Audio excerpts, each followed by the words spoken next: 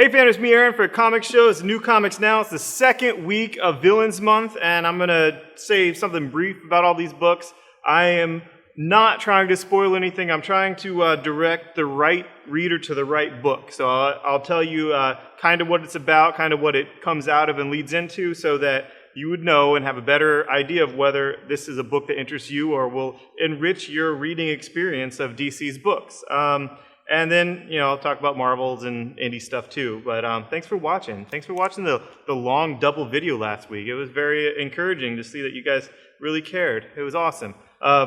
Lobo #1 is out, and it's a Justice League book that, it's very highly allocated because it wasn't set on Justice League numbers, the print run. It's probably set on Stormwatch numbers, which Lobo's appearing in. And you have this Lobo on the cover that's, the classic main man. But the book, the entire book, pretty much, is the albino prince version of Lobo, or the Twilight version, the pretty boy Lobo.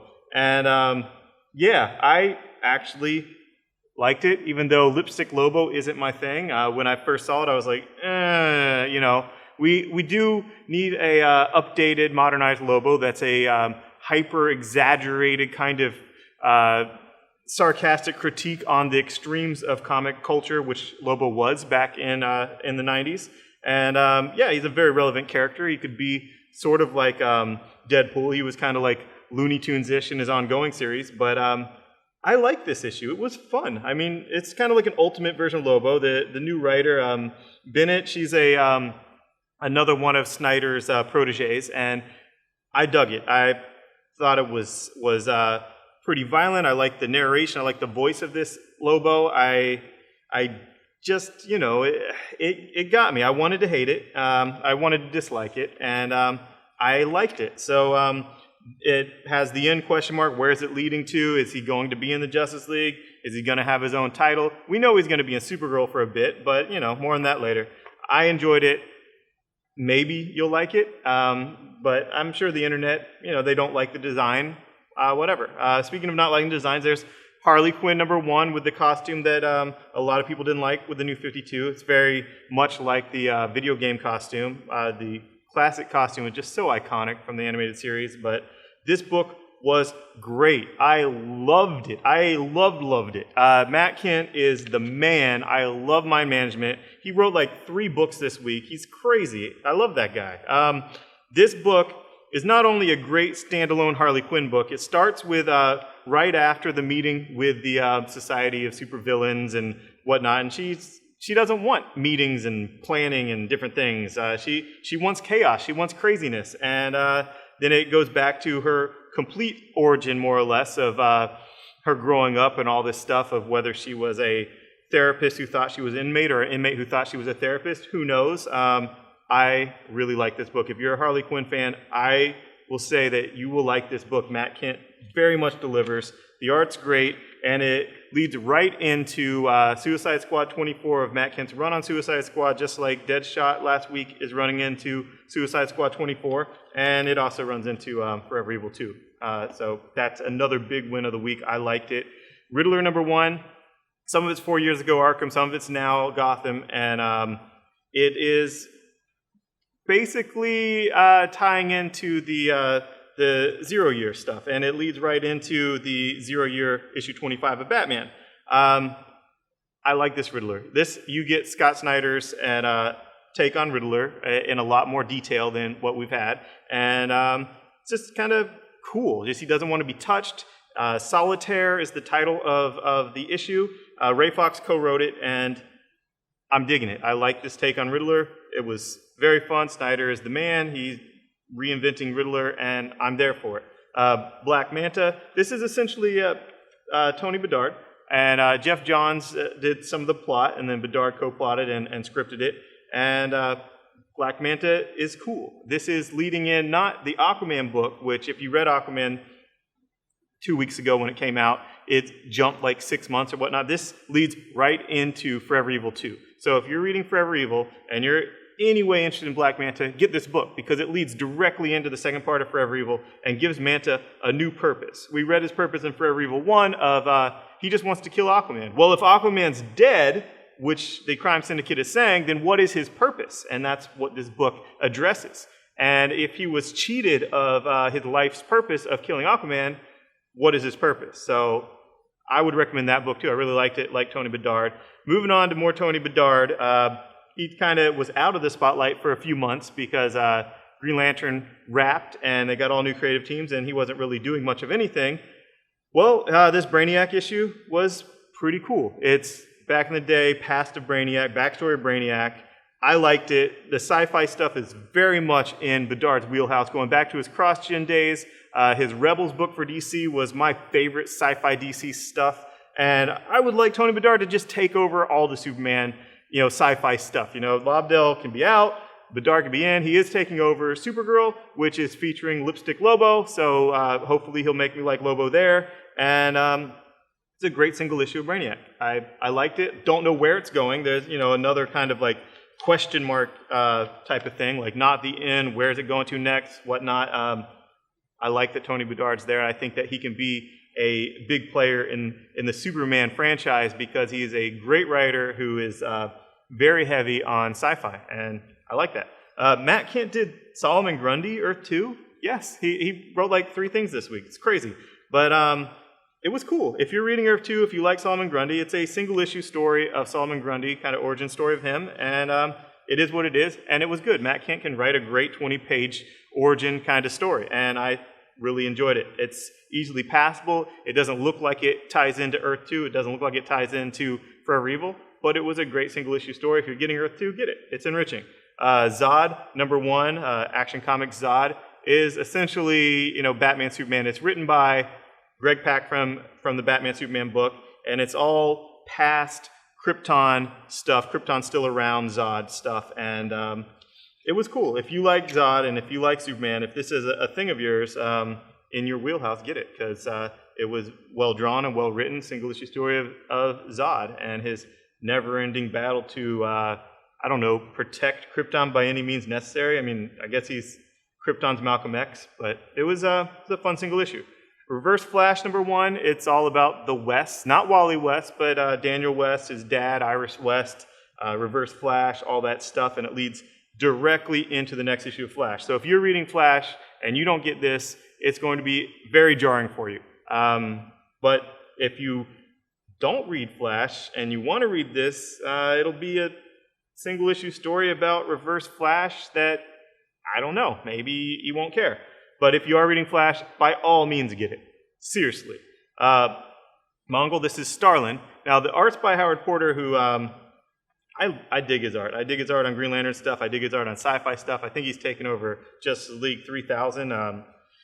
Starlin is very, very wordy. I love the guy. I loved him on Cosmic Odyssey. Loved him on all those past sci-fi stuff, Thanos stuff, all that. But man, Mongol loves to talk. He just loves to hear his own voice, page after page after page of just pontificating, and maybe Mongol's being set up as a big threat for the Green Lanterns in the Green Lantern universe, maybe not, but if you like Starlin, get it. If you like Mongol, get it. It's not necessary for Lights Out, so that's your call. Mr. Freeze, this is a Palmiotti Gray book, and it was a single issue Mr. Freeze story that was very creepy, that was very much in the vein of the new Scott Snyder take on Mr. Freeze, and I liked it. I like that little fold that Scott Snyder put that Mr. Freeze really wasn't the husband of Nora and he's just crazy, but it has a shocker ending, kind of horror type of thing like that annual was with Snyder where we found out what we found out, and it was a fun single issue story. It's not necessarily necessary to anything. It doesn't necessarily lead in anything. It's a great single issue Mr. Freeze. So take it at that. Killer Frost, one of the weirdest ones of the week. Why did they do a Killer Frost? Why is it just League of America? Here are the good points. Though it has a lot of her origin, it has some Firestorm stuff, which I don't really care about Firestorm. It also sinks into Forever Evil and sinks into what the villains and the crime syndicate's doing. It also sinks into like Black Manta of, well, if her whole purpose was to get Firestorm to change her back, and they claim they've killed Firestorm, what's her purpose now? What hope does she have? Why does she do anything? What is her purpose? So we'll see what happens with her. It was written by Sterling Gates, whom I like, and again, an easily passable issue if you don't care about Killer Frost, but it did have some more of that kind of insight of, are there going to be some villains that put up a united villain front against the Crime Syndicate? Who knows? It's speculation at this point. So I like the issue. I don't care about Killer Frost, but it was okay. Trigon, Marv Wolfman, it's fine. It's cool. You know, I'm not digging Lobdell's Teen Titans. I am excited about the tie-in where the Crime Syndicate might be destroying them. This issue leads right into Forever Evil #2, so that's kind of cool. The Teen Titans are going to factor very heavy into Forever Evil #2, and I think the Crime Syndicate taking out the proteges, taking out the future, the hope for the heroes is going to be pretty significant, taking out the Teen Titans. If you're not reading Teen Titans, you could pass on it. If you don't care about Trigon, you could pass on it, but I don't know. Marv Wolfman's cool. I like him, and it's single issue story, one and done, and sort of leads into Forever Evil 2 because of what's going on. And that's it for the villain stuff. Moving on to the other stuff. Here's some other stuff coming out this week. Great stuff. Wonder Woman has Volume 3 out, Iron. So we have Blood was Volume 1. Volume 2 is out in softcover this week called Guts.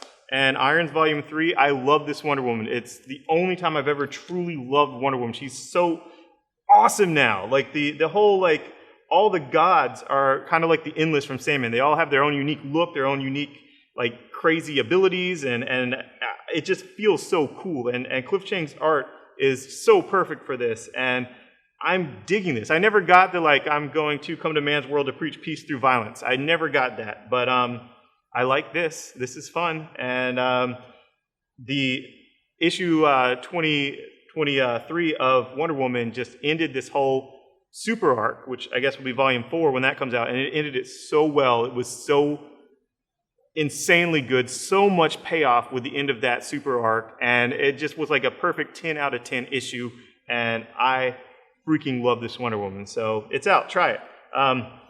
Moving on to Marvel, we got Infinity: The Hunt, which is also by Matt Kindt. This is the third book. He's working for DC and Marvel, and he has his own indie stuff like Mind Management.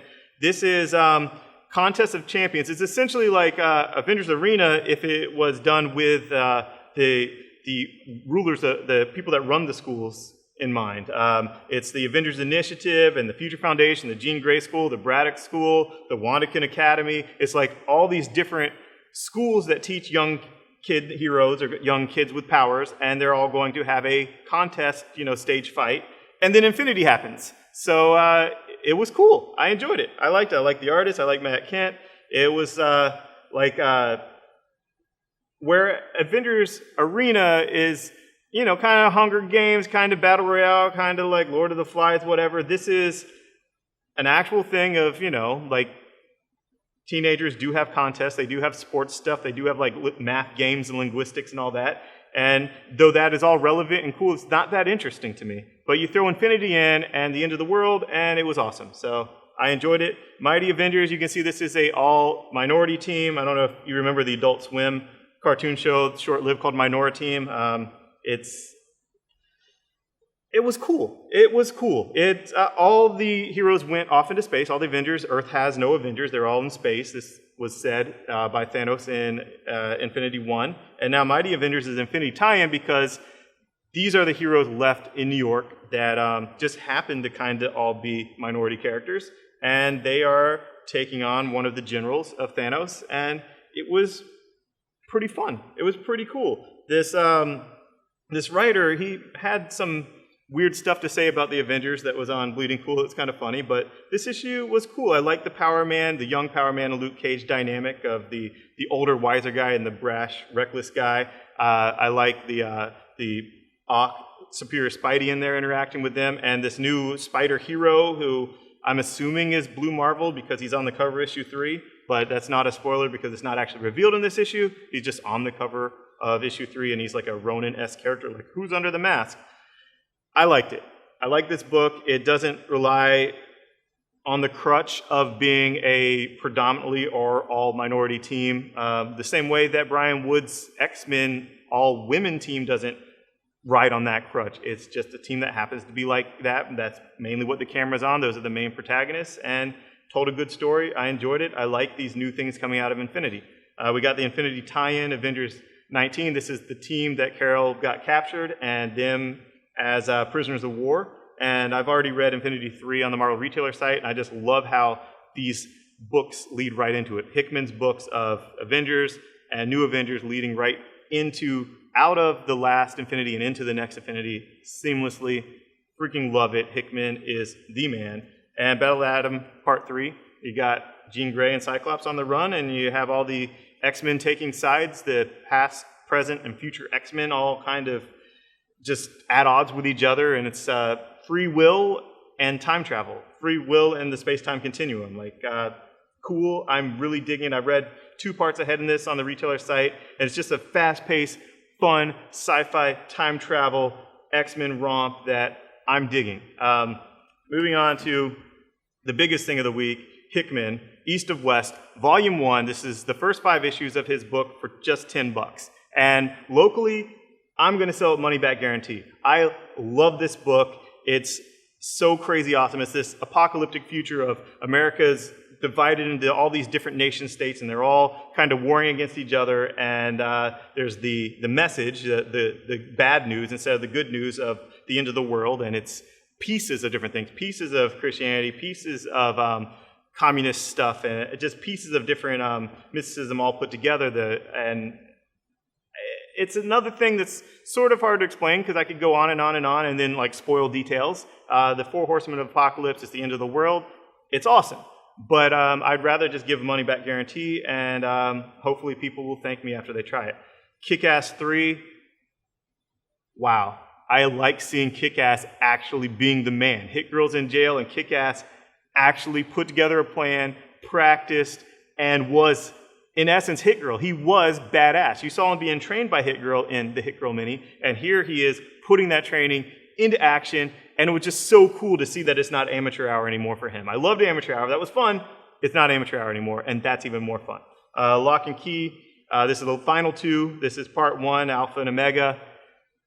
I can't say anything about it without it being a spoiler, but wow, I love this book. Joe Hill is killing. Walking Dead. Again, it's another one of those books that I have to mention, but I can't mention anything without being a spoiler. All I can say is Jesus saves, because Jesus is in the cover, and he saves.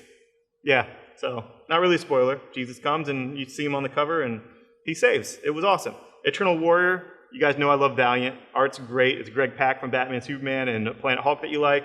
And, you know, when you're an immortal, maybe your big antagonist might be your offspring because you're going through centuries and centuries of time. And great book. I'm excited about Unity. Eternal Warrior was great. FBP is right on track.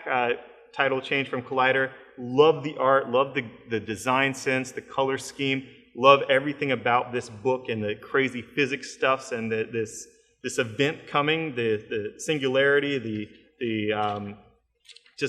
it's just so ominous, like the collapse of the laws of physics and what that would mean. If you're a fan of Fringe, try this book, seriously, try this book.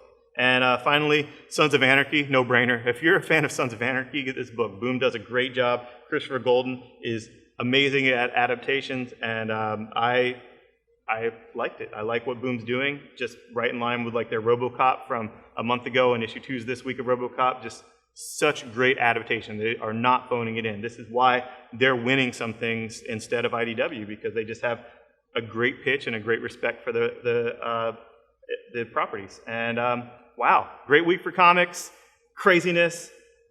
Freaking love comic books. You notice I didn't talk about any of the bad ones. I just talked about what I like because life is good, man. Comics are awesome. And thanks for watching. Bye-bye. Thanks for watching. Click subscribe. You know, like it, comment on it, share it on Facebook, all that good stuff. And if you are local, trivia's on Tuesday. Wednesday is always some comic book shenanigans. We have improv this Thursday, which is also my birthday. And then Friday, we have karaoke. We're starting nerdy karaoke. And then Saturday, the Gay Gamers Club is meeting in here playing video games, board games, whatnot, drinking some wine. And Booze and Boards should also be here. It should be awesome. Thanks, guys. Bye-bye.